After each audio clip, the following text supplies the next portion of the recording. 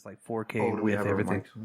Yeah, we've been recording. Okay. I couldn't see his headphones, so I just put mine on. So. But dude, I'm here to shake things up. I know that one of them you guys are not going to like, so I can't wait to get into this.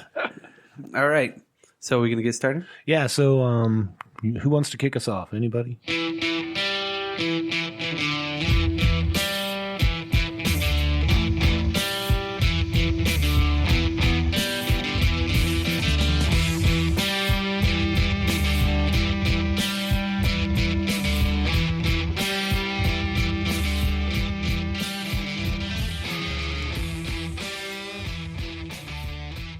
Big Daddy Brock here. Big Daddy Brock. Welcome to the Drop Culture Podcast, everybody. Albeit day, night, or morning. Hopefully you're tuning in and listening to what we have to say.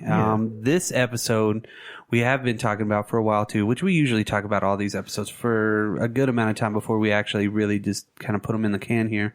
But this one is our top 5 favorite soundtracks to movies of all time. Yeah, top 5 soundtracks. So soundtracks, the way I like to kind of frame all of this is I think in your adolescence there's a lot of music that you kind of grab onto. Soundtracks are one of them because you get a compilation of everything from a movie that you like to watch. Right, you know?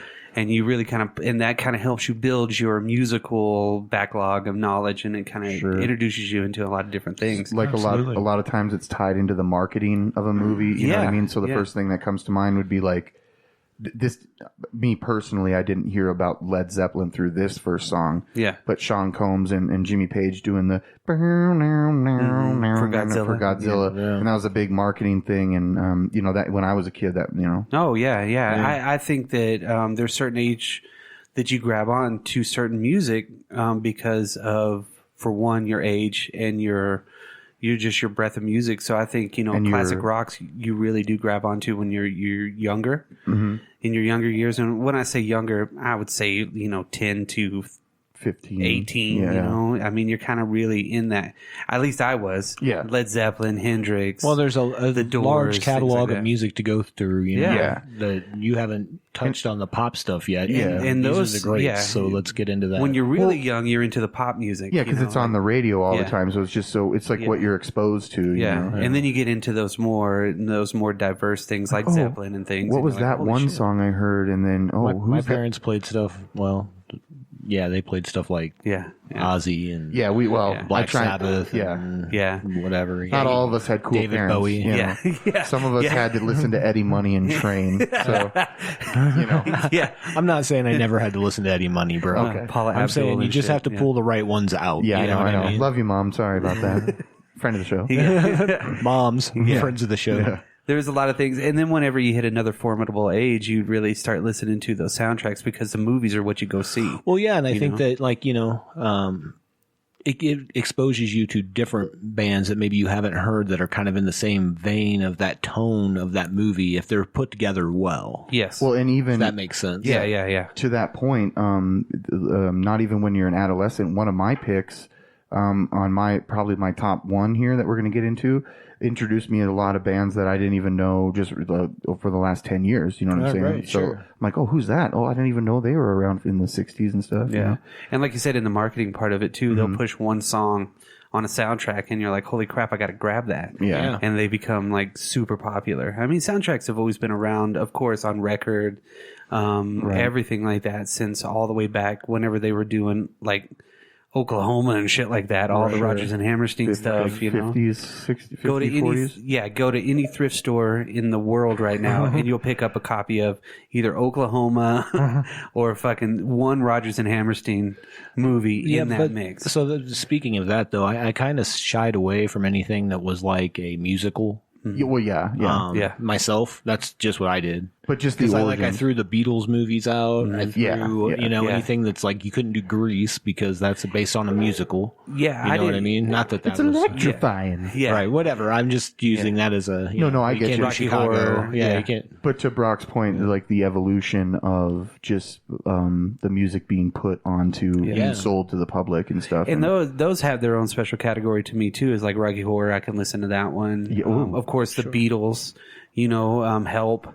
and Hard Day's Night. That was all Beatles songs for a soundtrack for a movie. Help's not very no. But it was released as a Magical Mystery Tour. Magical Mystery Tour was okay. Magical Mystery Tour. The other one that comes to my mind is Velvet Goldmine. You guys ever seen that movie? Yeah. No, that really, one really good. I would count that that made my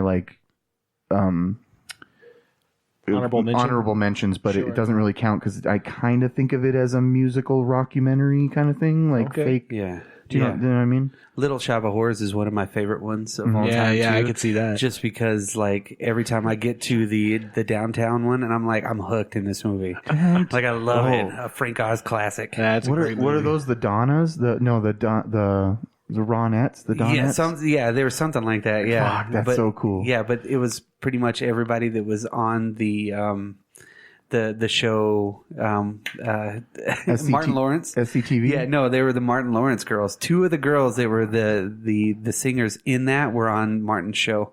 On Martin? Yeah, Martin's wife and Martin's wife's best friend. Really, they were two of the people that were on that, which was funny. Martin Lawrence. Martin.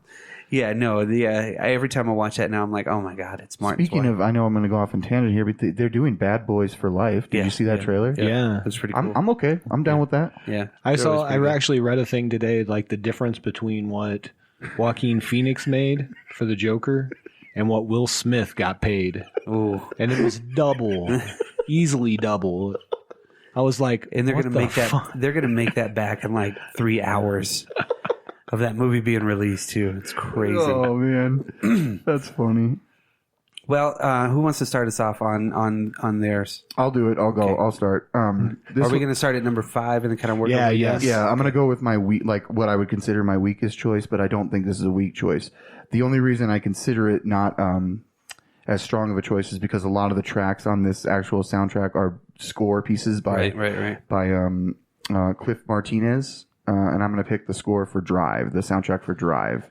That's got some good songs. Yeah, it's got some cool songs. 2011, directed by Nicholas Winding Refn.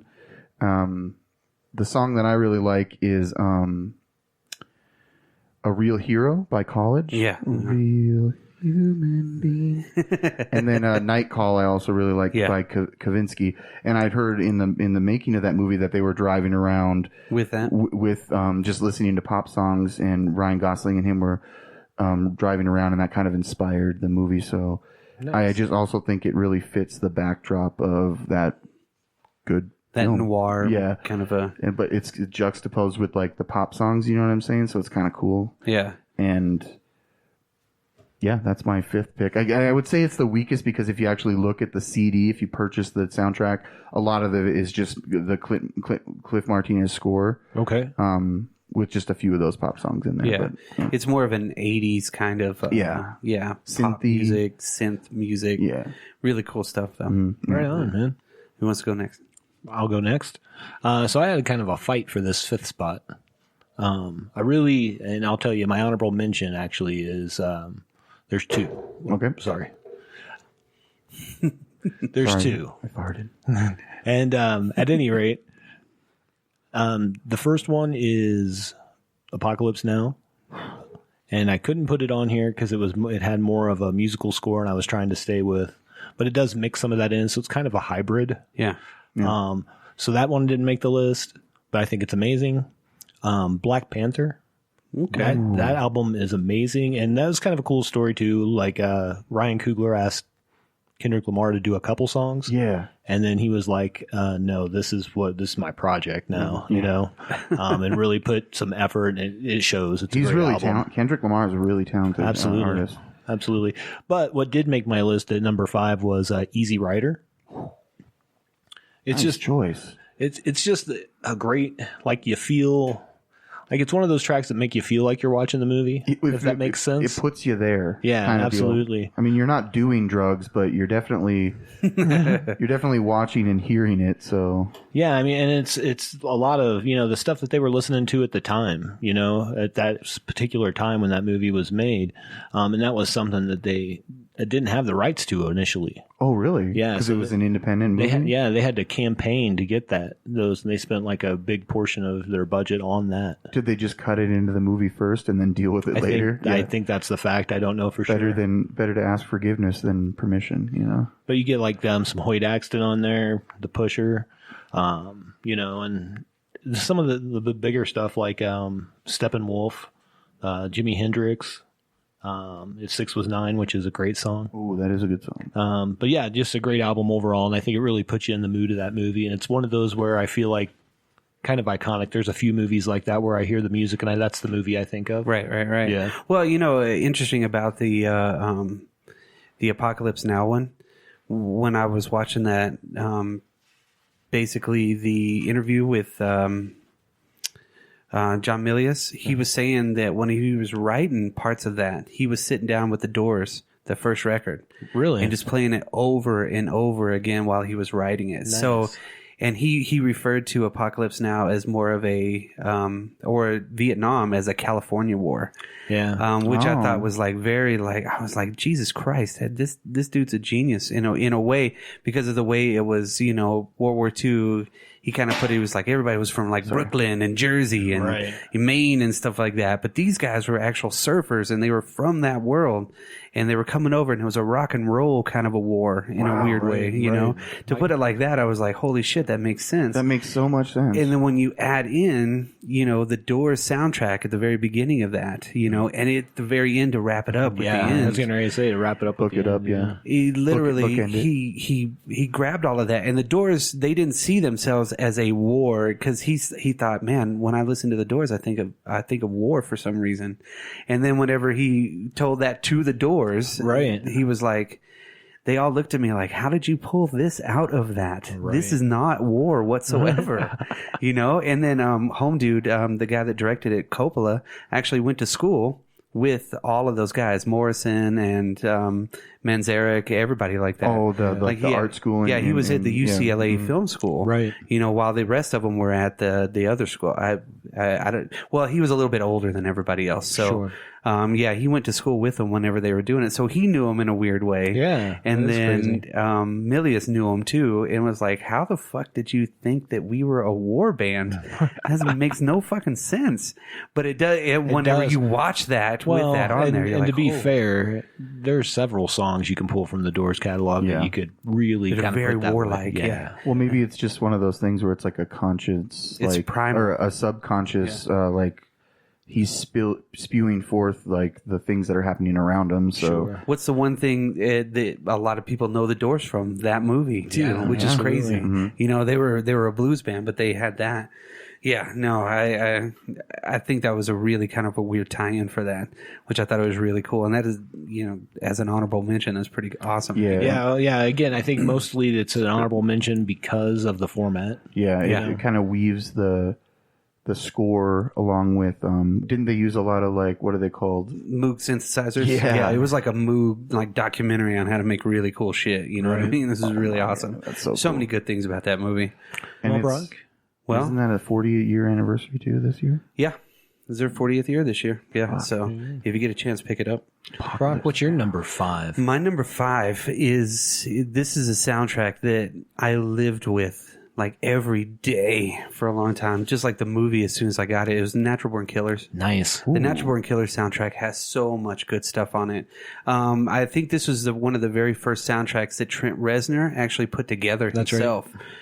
Which now he's doing Watchmen, and him and Atticus Ross are doing all kinds of stuff. What did they do? They did Lost Highway, The Social Network. Well. Yes, Lost Highway. They did The Social Network. He did Lost Highway. Kind of put in. This was his first kind of run into it, and this was '94. So, I mean, Pretty Hate Machine had been out, and then there's so many.